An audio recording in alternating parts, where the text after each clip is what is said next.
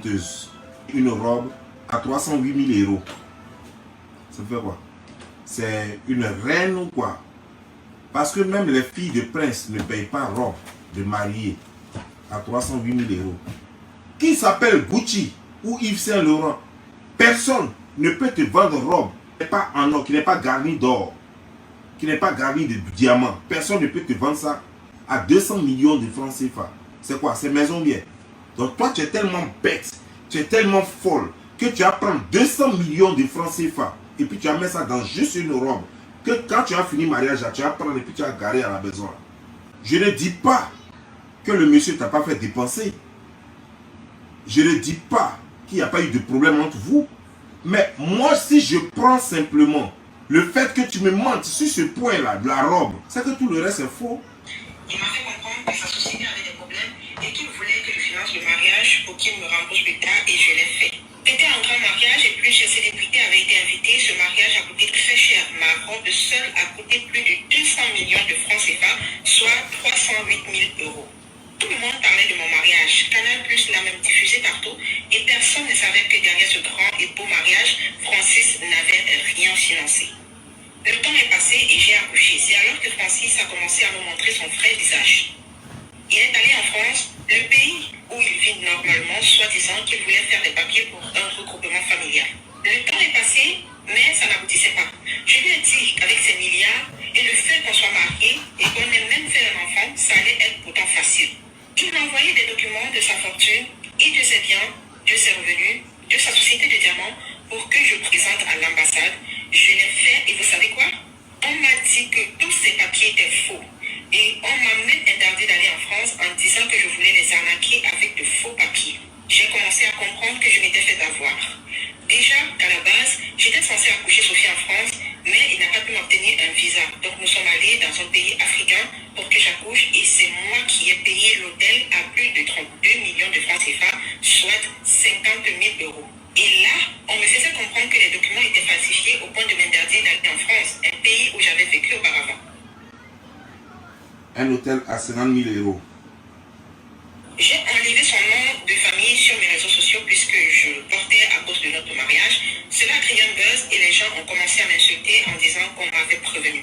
Je faisais semblant d'être forte pour montrer que ces injures ne m'atteignaient pas, mais en réalité, je pleurais tous les jours quand je me retrouvais seule chez moi et surtout quand je voyais ma fille car elle me rappelait ce mythomane. Comme si ça ne suffisait pas, il a commencé à s'afficher avec d'autres femmes pour se moquer de moi. J'ai entamé une procédure de divorce et mes 2 avocats m'ont représenté à Paris puisque je ne pouvais pas y aller. Bientôt, il y aura une autre assise et j'espère obtenir ce divorce sans qu'on me demande de partager mes biens avec ce type car on avait signé bien. Ça veut dire que, donc, je comprends que tu es millionnaire en euros. Parce que quelqu'un qui peut dépenser déjà 1 million d'euros pour un événement, c'est que toi-même là, tu as 10 millions d'euros au moins dans ton compte bancaire. Je comprends par moment que vous parlez à des Africains et la plupart se sont démarqués par le fait qu'ils soient vraiment très idiots.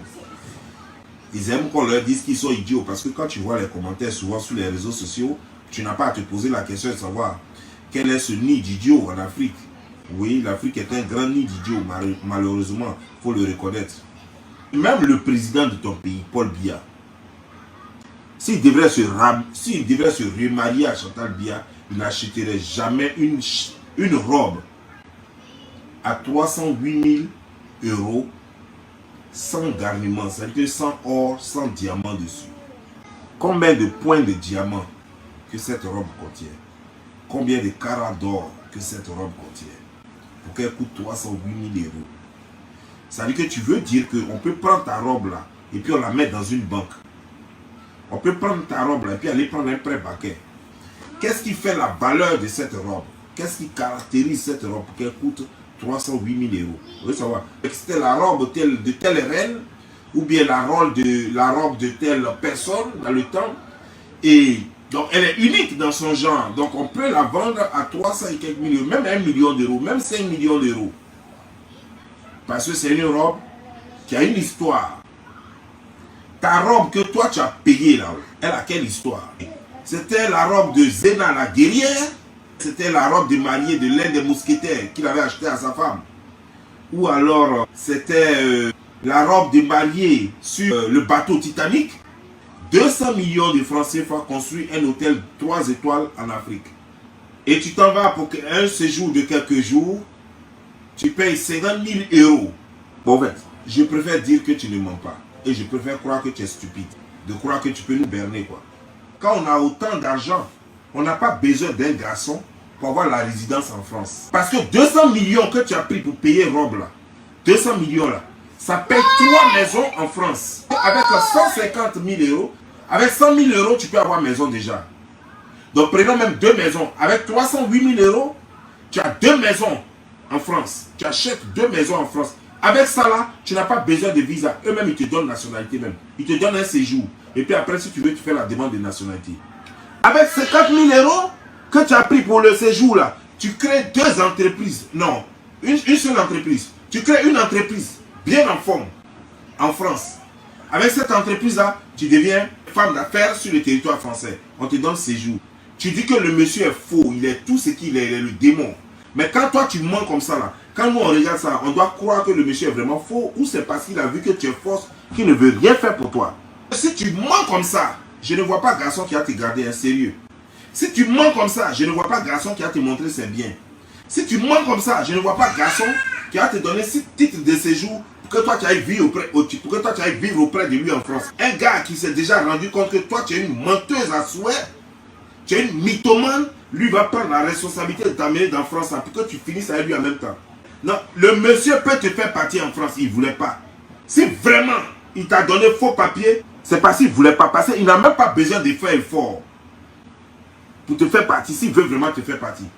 Il n'a pas besoin de papier d'entreprise.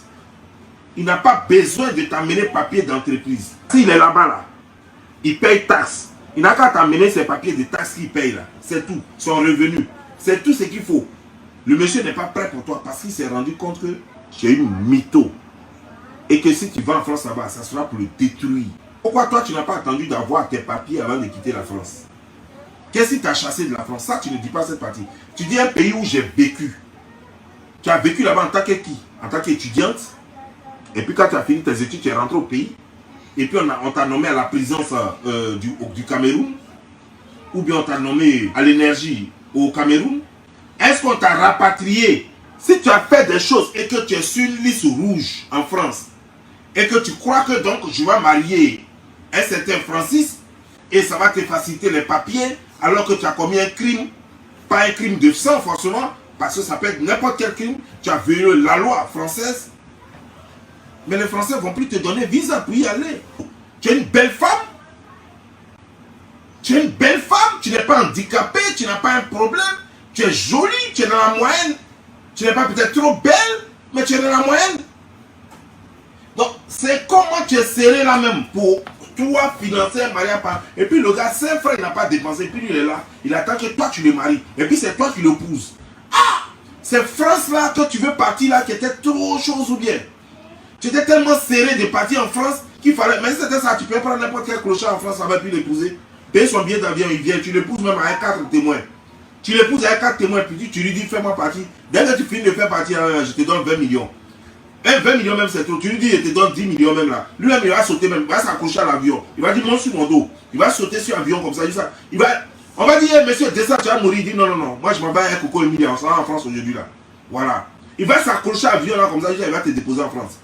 Avec 10 millions seulement. Donc toi, tu dépenses tous ces milliards pour quelqu'un qui veut t'épouser. C'est lui qui veut t'épouser. C'est lui qui fait la demande de mariage. Et puis toi, tu as dit oui. Et c'est lui là. Je peux comprendre que, bon, peut-être que pendant les dépenses, tu l'aides avec peut-être 10 millions ou bien 5 millions, les trucs comme ça. Mais prends tout en compte avec les montants que tu avances. Vous passez tout votre temps, toi et puis Emma Lolo, à un moment même, vous avez fait concours de mensonges ici, tu as montré tes biens, ouais, moi j'ai ceci, j'ai cela. Toi, tu n'as rien. Tu es une mytho. C'est la même chose que chez Emma Lolo fait là. Vous avez un groupe de mythos faisant croire que vous avez l'argent, tu n'as rien. Toi, tu es sûr, tu peux me regarder droit dans les yeux, et puis tu as dit que tu as payé une robe 308 000 euros. Par rapport à quoi? C'est une robe de cadavre de qui? Chaka Zulu bien. C'est une robe que Chaka Zulu a payé à sa femme pour se marier, ou bien c'est quoi? Ou bien c'est quoi? Ou bien c'est une ancienne robe de la reine Elisabeth. des prostituées de luxe, ou balader des escortes, des petites bouclées sales là, des plaisantines. C'est les gens qui vous donnent de la valeur parce que nos ministres là n'ont rien, c'est des gaous. Ils ont juste eu des relations qui les ont mis au pouvoir. Donc ils prennent l'argent du contribuable et puis ils dépensent ça sur vous. Ils sont stupides. Si on ne pensait pas que vous avez une valeur quelconque devant les yeux de quelqu'un, vous n'êtes rien. Vous n'êtes que des mythomanes qui ont juste des petits clitoris légers. Vous n'êtes rien du tout. Mais toi là, à part lui là, on t'a pas vu encore avec quelqu'un d'autre. Hein? Vous là, vous avez des gars que vous cachez, des sponsors. Tous vos gars, vous les cachez parce que ce sont des hommes mariés. Donc entre toi et lui là, qui est une personne d'honneur? Lui il affiche ses relations, il ne les cache pas. C'est vrai, il n'a plus rien à foutre avec toi qu'il allait prendre notre go et puis il a affiché. Ben, lui, il ne se cache pas. Maintenant, si toi aussi tu es femme là, si tu penses qu'il y a mieux que lui ailleurs là, prends notre gars et puis montre-le. Vous n'avez pas dit que vous cherchez à les riches. Vous cherchez les riches. C'est parce que tu as cru qu'il était riche. C'est Flocon, un appel Flocon. Tu as cru qu'il était riche, tu crois que tu allais taper dans lui. Alors que lui là, il a fini ça, il est trop wise. Il sait pourquoi tu es là. Il sait que France là, c'est ça qui t'intéresse. Il sait que son jeton, tu as entendu dire qu'il fait diamant. C'est ça qui t'a intéressé.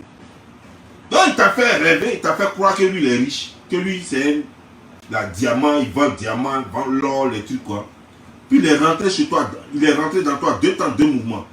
T'as fait rêver avec des voitures de luxe, des petits trucs dans son appartement. Il a loué un appartement, un BNB, tu as cru que c'était pour lui. Tu as commencé à rêver déjà. Petit parigo, quand il voyage comme ça, c'est des classes à faire. Ces petits, elle les appelle, hé petit. À Londres là-bas, il les appelle. Petit, tu peux boxer un billet là, fais ça, mise en classe à faire. Tranquille, les gars, boxe ça. Les gars sont rentrés.